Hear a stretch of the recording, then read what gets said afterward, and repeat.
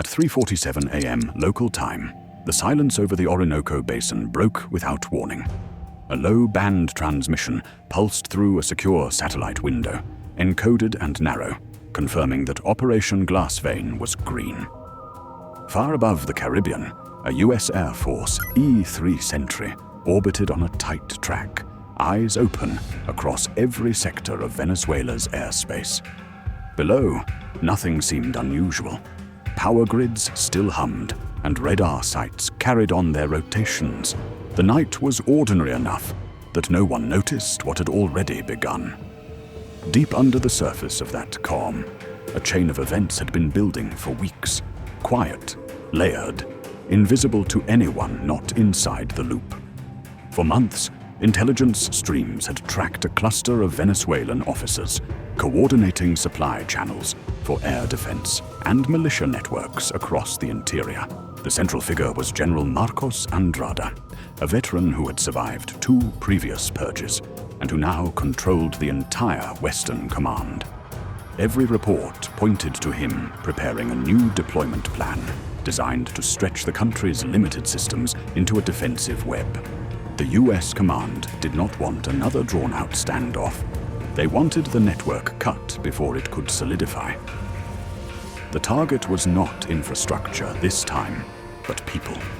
Those who could still direct a fight. The concept was simple on paper and lethal in execution. Isolate command, eliminate key nodes, let the structure collapse in silence. The first insertion came 3 nights earlier, off a darkened C-130 flying low over the Caribbean. Its cargo was not weapons, but equipment. Relay pods, encrypted drones, signal mappers.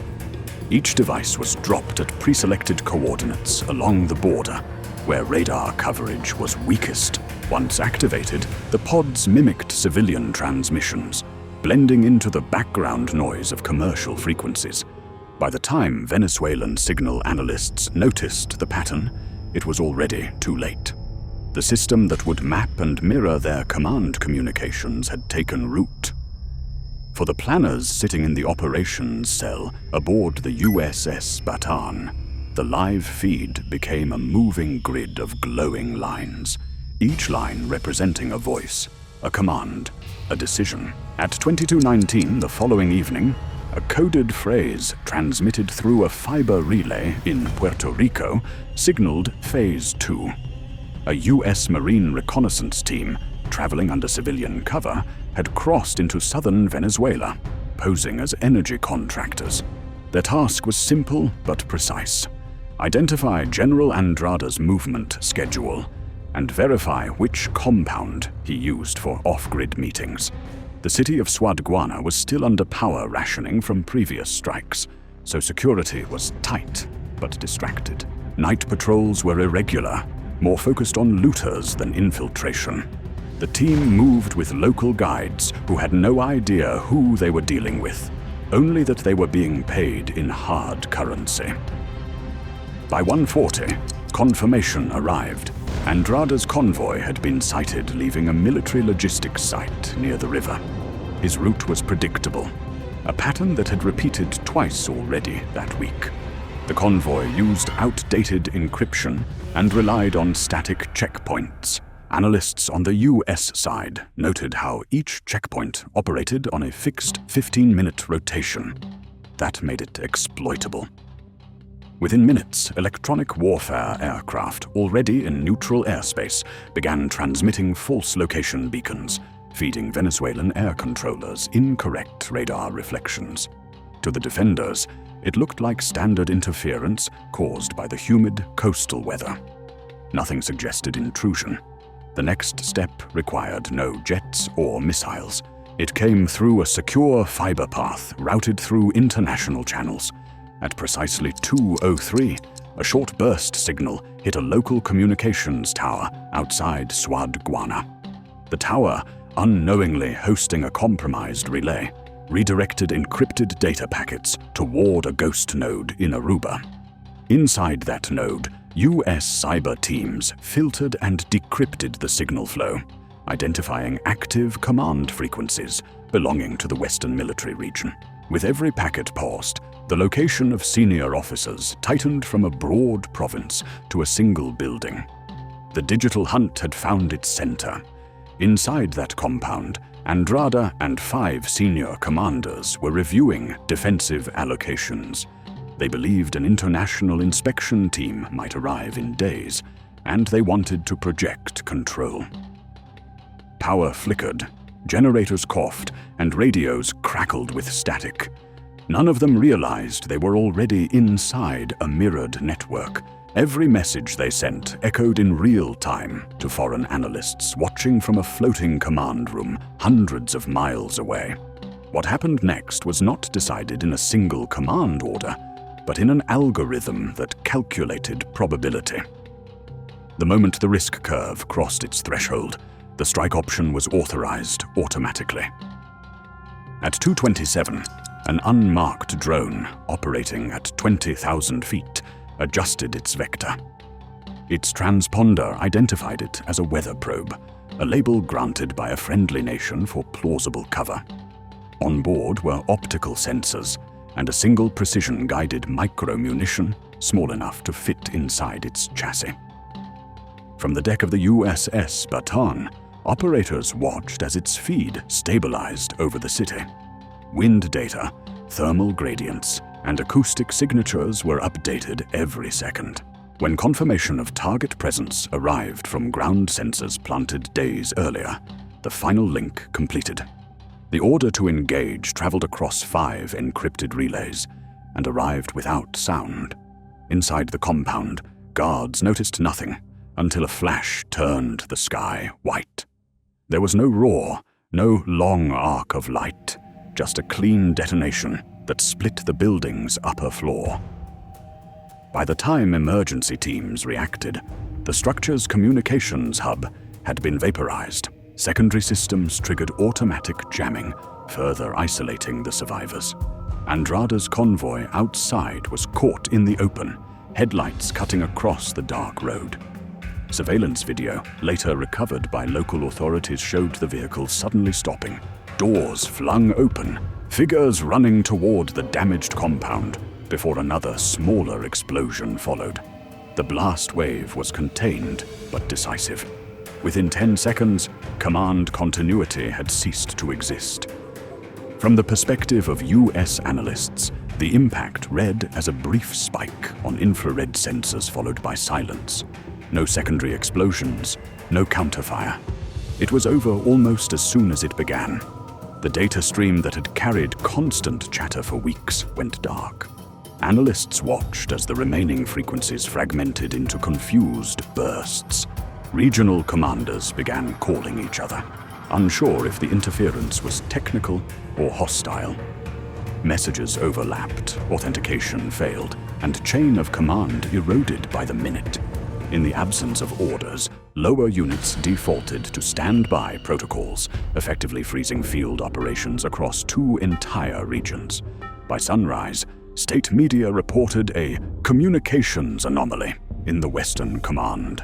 No mention of casualties, but satellite images told another story. Burned out vehicles near the compound, smoke trails, emergency lights flickering in gridless darkness. The official narrative could not hide the absence of leadership. Within hours, government briefings contradicted one another. Some claimed Andrada was reassigned, others that he was still in control. The uncertainty spread faster than the damage. In nearby garrisons, junior officers hesitated to move without confirmation. It was the vacuum that planners had counted on, the space where an army forgets how to act. 2 nights later, the operation shifted into its next phase. With central coordination disrupted, a coordinated misinformation campaign began. Dozens of social accounts, pre-positioned and automated, released intercepted radio fragments suggesting a coup attempt. The effect was immediate. Venezuelan command centers redirected their limited secure lines to verify loyalty within their ranks. That diversion forced them to abandon active radar sweeps and hand off monitoring duties to civilian control towers. Those towers were already feeding falsified tracks. generated by drones operating offshore. While the country turned inward, its external defense picture dissolved. At 5:12 that morning, a second insertion team moved across the southern border. Their task was not combat, but confirmation. Verify that the general and his staff were neutralized. Using forged clearance papers, they gained entry to an auxiliary hospital, posing as disaster assessors. Inside, they found the remains of the compound's staff being treated for burns and shock. None of them could confirm who had been evacuated before the blast. The team photographed records, collected biometric data, and withdrew before sunrise. Hours later, an encrypted file reached the baton. The mission log closed with 2 words: primary neutralized. The wider impact became clear within 48 hours. Supply movements between Western and Central commands slowed to a crawl. Convoy orders contradicted fuel allocations. Local governors began issuing their own directives, bypassing military channels entirely. Intelligence intercepts captured panic at the top levels as senior officials tried to re-establish authority through emergency decrees. What they didn't know was that every attempt to rebuild the network triggered a mirrored copy inside US systems, giving analysts a real-time map of their recovery effort. The more they tried to reconnect, the more exposed they became. For the US command, the result validated the shift toward surgical leadership targeting. No cities burned this time, no bridges fell, yet the operational paralysis was complete. The Venezuelan defense grid, deprived of direction, ran on outdated, automated routines. False alerts filled screens, drawing crews to non-existent contacts, while real surveillance planes mapped remaining assets. Each move was logged, studied, and countered with minimal visibility. It was the quiet form of control the planners had envisioned. A system collapse without open war. Civilian awareness lagged behind the military unraveling. News outlets continued to report routine maintenance outages and temporary disruptions in regional command channels. In reality, the country's defense coordination had fractured into independent zones, each guessing at what higher command intended. The psychological weight of that silence began to show.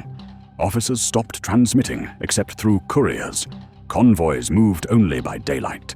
Entire units vanished from radar coverage for hours. The rhythm of order and control, the heartbeat of any military, was gone.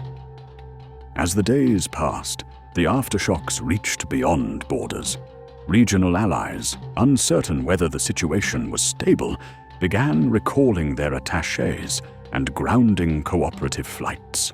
The Caribbean coast grew quiet, trade slowed, and international carriers rerouted traffic away from Venezuelan airspace. In Washington, briefings described the operation as a success of precision intelligence integration, a case study in modern deterrence. Publicly, nothing was acknowledged. Privately, the data was archived and classified for future replication. Inside Venezuela, recovery attempts became more desperate. Without centralized encryption keys, communication reverted to analog channels, field phones, handwritten dispatches, radio relays powered by car batteries. What once took seconds now took hours. In Swadguana, command vehicles still sat in yards, engines cold, while technicians tried to recalibrate damaged systems with scavenged parts. The air smelled of oil and dust. Fire-blackened walls stood where the general's headquarters had been, guarded by soldiers who no longer knew what they were protecting. By the 7th day, the last fragment of the mirrored network shut down. Every intercepted signal had been stored, analyzed, and correlated. For those who had executed the mission, there was no celebration. Only the quiet acknowledgement that the system had worked exactly as designed. No troops had crossed the border. No prolonged campaign was needed. A single, coordinated sequence had changed the balance without declaring war. The silence that followed was heavier than victory. And somewhere inside that silence, both sides understood how fragile control had become. When dawn came over the Caribbean again, the city of Swadguana looked unchanged from above. Roads intact, factories standing, lights flickering back to life. But under that surface, the command web that once held the country together was gone. For Washington, it was proof that leadership could be removed like circuitry, cleanly and with precision. For those left behind, it was a demonstration that modern warfare no longer needed armies to win. It only needed time, data, and a decision made in the dark that no one would see coming.